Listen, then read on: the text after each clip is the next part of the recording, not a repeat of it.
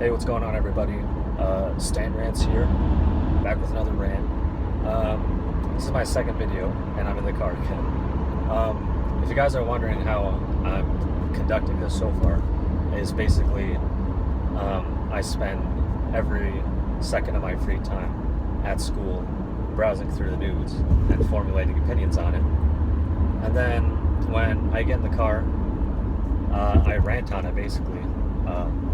And hopefully we can have a conversation about it again. If you disagree, agree, tweet me at rantsstand, or throw something in the comments, like and subscribe, please.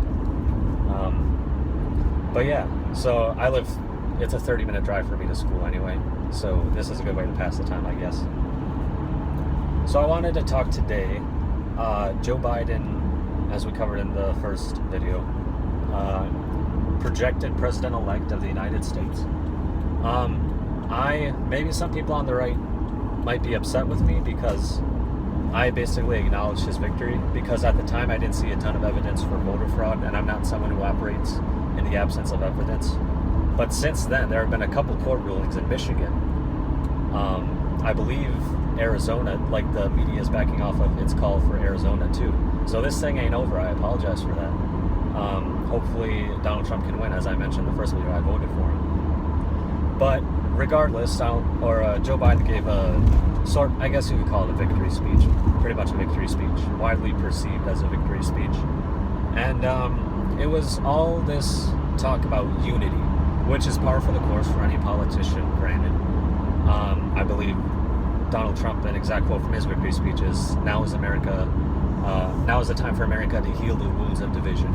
So there's nothing new about this, but what is strikingly ironic is Joe Biden, the person, calling for national healing. And someone that I think really pointed this out well was Megyn Kelly on Twitter. She's a great follow on Twitter. I recommend you follow her. She has a good podcast too. So Joe Biden tweeted out once his victory was announced by the media, I believe it was a nation healed, a nation strengthened, something like that. But it was one of those stupid tweet formats where he tweets like a sentence on a line, and then he skips down 3 spaces, another sentence, 3 more spaces, another sentence. But it was the same platitudinous healing crap. And so Megyn Kelly retweeted it with a comment. She said, sounds like the words of a man who's been hiding in his basement for a year. And she got ripped up and down. Holy cow.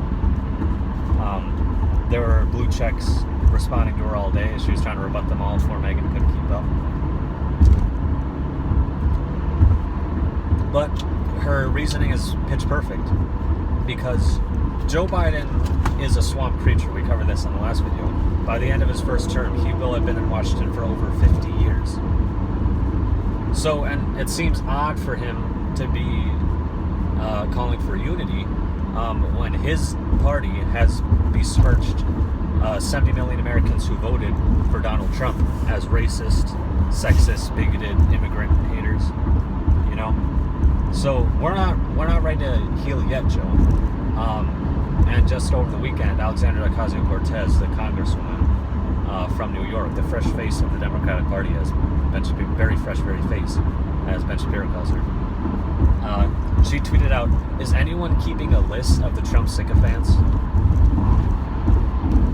Think about that. She wants a Stalin shooter list, basically.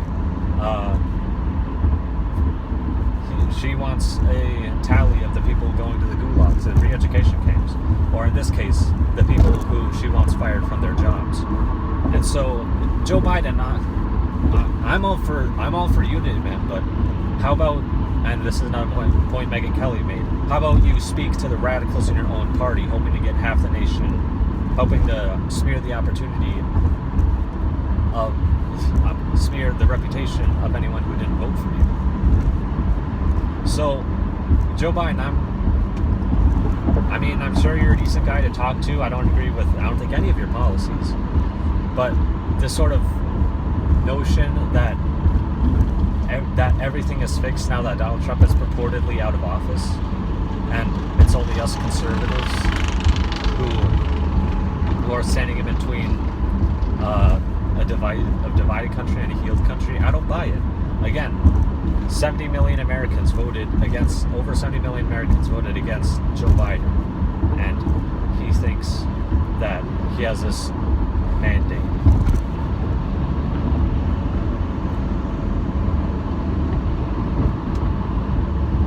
So all the talk on the left right now about unity, just understand that the unity they want is a unity under government, because that's all they perceive America to be. Matt Walsh made this point on his podcast yesterday. There was an article in the Washington Post, I believe, where the headline was something along the lines of Biden rallies reclaim the symbol of old glory. Now that's just laughable on its face, because Biden supporters are the very same people who support kneeling for the national anthem and toppling the statues of our founding fathers. And so the point Matt Walsh made is that Democrats, people on the left side of the aisle, they perceive unity. Their perception of unity is people united under government and government only. And if you look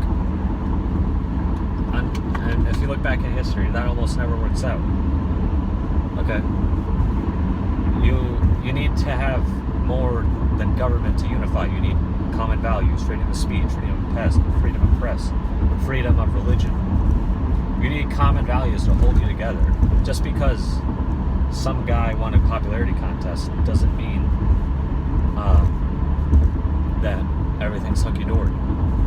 And then the nation will become a little more divided, and then in another 4 years, it'll be hunky-dory again. I know that we're supposed to treat a new presidency as some kind of new chapter in American life. I don't think that's the case at all. Barack Obama is Donald Trump, is Joe Biden. What I mean by that is Donald Trump will say very immoral things, and he should be called out when he does. And Joe Biden and Barack Obama, they'll call half the country racist. They'll call anyone who criticizes them racist, basically. Joe Biden will say that Mitt Romney is going to put black people back in chains if you don't vote for him. And so I'm sure, let's unify. Under what, Joe? Under what? You know what I mean? Sure, you have executive authority over us. What else? What else? What values do I hold that you also hold, Joe Biden? As a Catholic, what values do you hold that I don't hold? What values do you hold that allows you to sue the Little Sisters of the Poor for paying for contraception? If you haven't looked at that story, you really should. That brings us to another question I wanted to explore. I think I'm going to explore this in another video, but I see this on the right a lot, but can a Catholic, or more broadly a Christian, vote for a Democrat? Now, I see a lot of pundits and commentators making claims for opining on this, but I haven't seen bishops or prelates or heads of clergy forming an opinion on this. Can a Christian vote Democrat? And so, I don't know. That's what we're going to explore in another video. I think maybe they can vote Democrat, but I don't think they can be a Democrat. And I'll explain what I mean by that later in the next video, like I said. But the main issue for this is don't fall for the unity speak, because you have no reason to. You have no reason to listen to these people about unity, because Michelle Obama, another story from the Daily Wire, she, in an Instagram post, I believe, said that progress needs to be made, yada, yada, yada, but much more progress needs to be made because 70 million Americans voted for the status quo, which is lies and chaos and all that. And so, Joe Biden, you want unity? Condemn Michelle Obama. Condemn Alexandria Ocasio-Cortez. Speak down, tamp down the radicalism in your party, and recognize its utter anti-Americanness and anti-unity.